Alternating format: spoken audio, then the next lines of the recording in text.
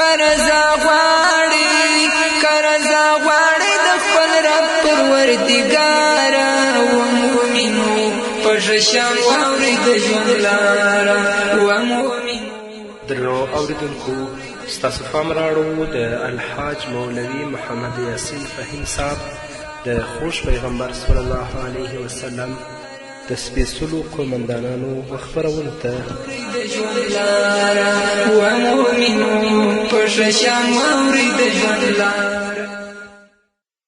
بسم الله الرحمن الرحيم. الحمد لله رب العالمين حمد الشاكرين، الصلاة والسلام على سيد الأنبياء والمرسلين سيدنا ونبينا وشفيعنا ومولانا محمد وعلى آله وأصحابه الطيبين الطاهرين. قدرمن اوریدونکو د ژوند د لارې د خپرونې مینوالو، السلام علیکم ورحمة الله وبرکاته. ستاسو روغتیا او خوشحالي د پاک رب نه غواړم، په دې هیله چې د صحت او عافیت جامې په تن ولرئ او خوشحالي مو په برخه وي. دا دی زه محمد یاسین فهیم د ژوند د لارې د خپرونې په وړاندې کولو کې ستاسو په خدمت کې یم. زموږ د نن ورځې د خپرونې موضوع بیا هم د خوږ پیغمبر خواږه قمندانان. په نننۍ خپرونې کې به د حضرت ابو عبیده بن جراح رضی الله تعالی عنه پاتې ژوند ته مخه کړو. الجزیره چې د عراق برخه وه خو پوله یې له شام سره نښتې وه. لا تر اوسه جزیره د مسلمانانو لاسته نه وه ورغلې. مسلمانانو ته د دوی د راپارېدو هم ویره وه، خو مسلمانانو مجاهدینو د ابو عبیده بن جراح رضی الله تعالی عنه په قومنده خپل همت او میړانه له لاسه ورنه کړه تر دې چې الجزیره هم د مسلمانانو لاسته ورغله او رومیان له دې ځایه هم په شا وتنبېدل. خالد بن ولید رضی الله تعالی عنه د دمشق والی وټاکل شو چې د خلیفة المؤمنین امیر المؤمنین عمر فاروق رضی الله تعالی عنه په حکم بیرته له خپلې دندې ګوښه شو. د رخصتېدو په وخت خالد بن ولید رضی الله تعالی عنه وفرمیل ای خلکو، تاسو باید خوشحالي څرګنده کړئ چې ابو عبیده بن جراح ستاسې والی شو. د دې په ځواب کې ابو عبیده بن جراح رضی الله تعالی عنه ورزیاته کړه چې ما له محمد رسول الله صلی الله علیه وسلم څخه اورېدلی دي چې خالد د الله له تورو څخه یوه توره ده. د هجرت په 18 کال چې کله په عربو کې قحطي راغله نو ابو عبیده بن جراح رضی الله تعالی عنه 4,000 اوښان په غلو بار ورولېږل. ابو عبیده بن جراح د اسلام په خپرولو کې په ډیره میړانه برخه اخیستې ده. ډیر خلک د ابو عبیده بن جراح له اخلاقو څخه اغیزمن شوي ول او په اسلامي ګاڼه یې ځان سینګار کړی و. په همدې کال د طاعون اوبه هم رانازله شوه. په شام کې ډیر خلک له همدې اوبه څخه د خاورو قربانیان شول چې ډیر مشهور خلک هم پکې ښکار شول. کله چې امیر المؤمنین عمر فاروق له دې حاله خبر شو نو ډیر اندېښنه ورسره پیدا شوه او د شام لور ته روان شو. د سرغ په نوم سیمه کې د عبیده بن جراح او څو نورو مشرانو سره لیدنه وشوه.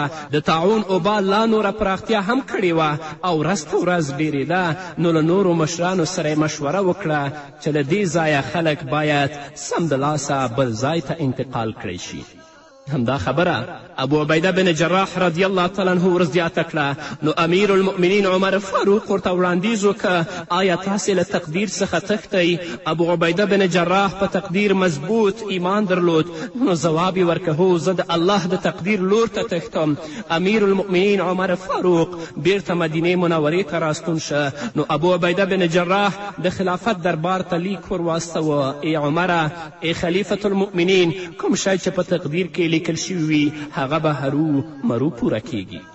د دې لیک ځواب امیر المؤمنین عمر فاروق رضی الله تعالی عنه په دې خبره ورولېږ چې خپل پوځونو ته امر وکړه چې د لندو سیمو څخه کوم لوړ او صاف ځای ته انتقال شي تر دې چې ابو عبیده رضی الله تعالی عنه خپل پوځ جابیه سیمې ته انتقال که.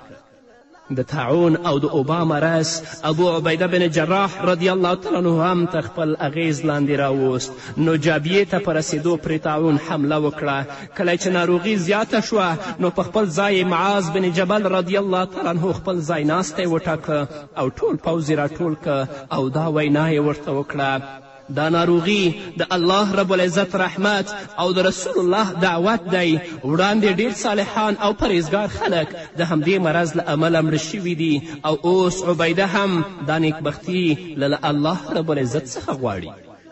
کله چې د لمانځه وخت شه نو معاذ بن جبل رضی الله تعالی عنه د لمانځه امامت وکه. کله چې لمونځ ادا که نو سم د لاسه روح پرواز وکه او د ابدي نړۍ میلمه شه. په دې وخت کې د ابو عبیده بن جراح عمر 58 کاله و.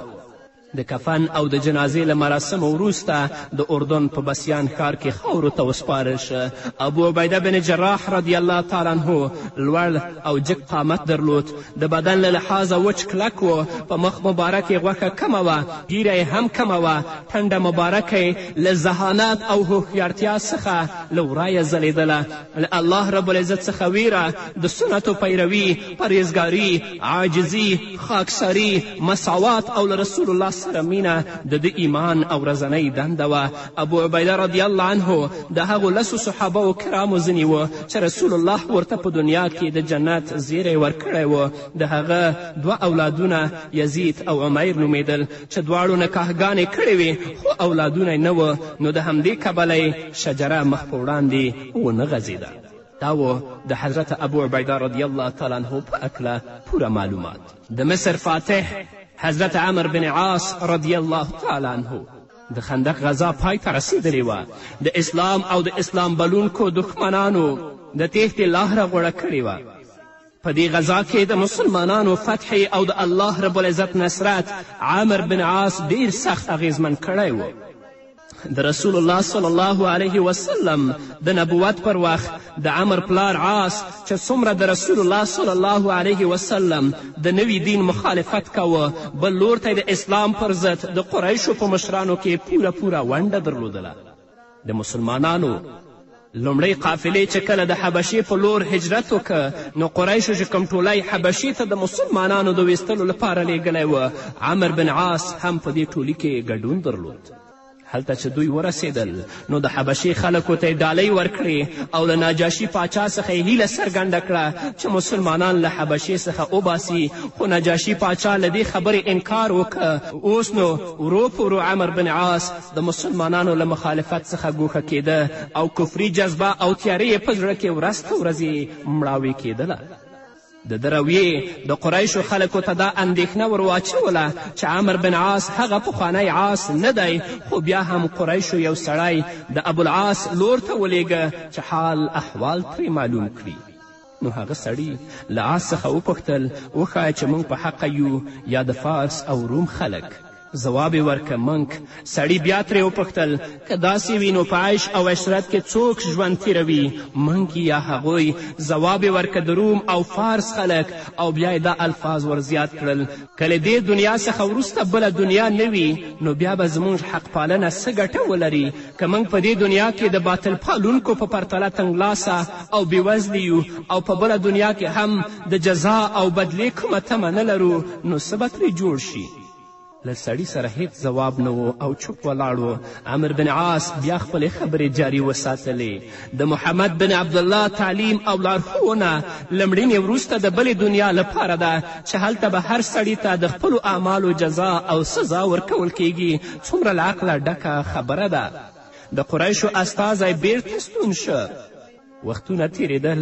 یوه ورځ عمر بن عاص رضی الله تعالی عنه له هغو کسانو سره مخ شه چې د ده خبرې به یې په غور اورېدلې او په پوره پاملرنه به یې ورته غوږ نیوه. عاص دوی ته وویل د حالاتو بدلون او اټکل دا ښایي چې محمد صلی الله علیه وسلم به هرومرو کامیابي ترلاسه کوي او هیڅوک به د هغه وینا دروغ نه ګڼي.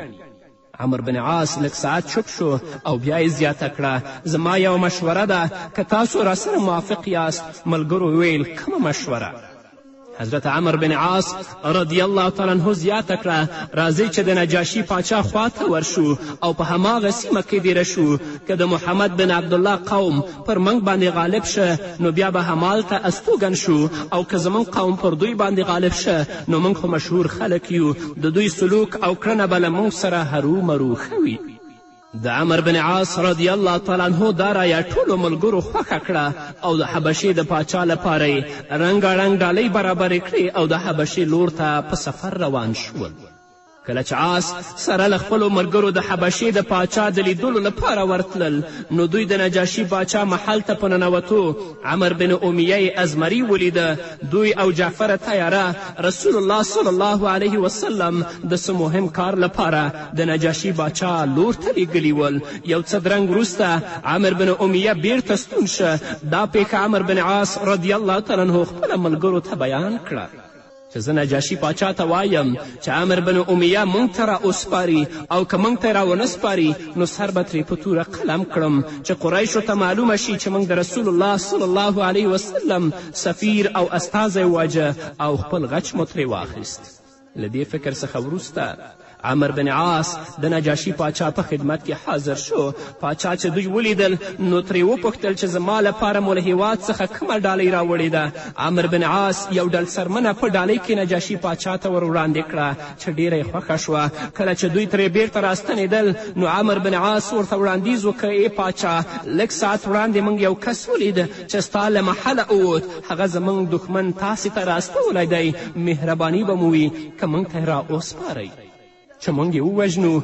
دوی زموږ مشرانو او مخورو ته ډېر زیانونه رسولی دي. نجاشي چې دا خبره واورېده نو له غصې او قهره تاو راتاو شو. په همدې حالت کې یوه سخته څپېړه خپل مخ ته ونیوله. حاضرینو خلکو دا ونګېرله چې د باچا د پوزې هډوکی مات شو. عمر بن عاص چې دا حال ولیده نو په خپله خبره ډېر پښیمانه شو. زړه یې غوښتل چې اوس ځمکه دوه ټوټې شي او دننه پکې ژوندی ورننوځي. نو په ډېرې پښیماني یې وړاندیز وکړ محترمه پاچا زه په خپلو الفاظو ډېر پښیمانه یم. که ماته دا معلومات وای چې دا خبره به پر تا بده لګیږي نو ما به هیڅکله نه وای کړي. پاچا په شاهانه او له روب څخه په ډکو الفاظو ورزیاته کړه تاسې دا وایئ چې موږ د هغه عظیم او لوړ شخصیت محمد استازی وژنو چې هغه ته د جبرائیل په څیر لوړه پرښته راځي. عمر بن عاص په حیرانتیا سره وپوښتل ای پاچا آیا دا خبره رښتیا ده؟ نجاشي ځواب ورکړ یا عمره ستا په حالت ډېر زیات افسوس. په الله قسم چې هغه په حقه دی او یو ورځ به خپل ټول دښمنان مغلوبوي لکه څرنګه چې موسی علیه السلام د فرعون لښکر مغلوبه که. زما خبره ومنه او سمدلاسه د هغه پیروي وکړه. په دې کې ستا لپاره سرلوړي او خیر نغښتی دی. عمر بن عاص رضی الله تعالی عنه چې د نجاشي اغیزمنې خبرې واورېدې نو وړاندیز یې وکړه بیا نو د هغه له لورې تاسې له ما څخه د اسلام بیعت واخلئ. پاچا چې دا خبره واورېده له حده زیات خوشحاله شه او خپل لاس یې د عمر بن عاص لور ته ور اوږد که او د اسلام بیعت یې ترې واخیست. کله چې عمر بن عاص رضی الله تعالی عنه د نجاشي له دربار څخه ستون شه نو په زړه او دماغو کې یو ډل انقلاب رامنځته شو. خو لا تر دې دمه یې له خپلو ملګرو خبره پټه وساتله. کله چې مکې مکرمې ته ورسېده نو هوډ یې وکړه چې د اسلام په اړه له محمد رسول الله څخه بیعت واخلي او خپل ځان په نبوي ګاڼه سمبال کړي. په لاره کې له خالد بن ولید سره مخ شو.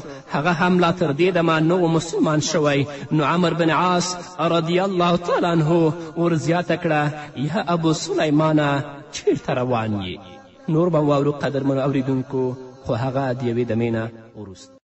دا په هر کور کې مدرسه ده د علم پوهې خزانه ده د علم پوهې خزانه ده یو نوی روح دی د مسلم امت لپاره یو نوی روح دی د مسلم امت لپاره. قدرمنو اوریدونکو بیا هم زموږ سلامونه او نیکې هیلې ومنئ په دې هیله چې تر دې دمه تاسو زموږ ملتیا کړې وي.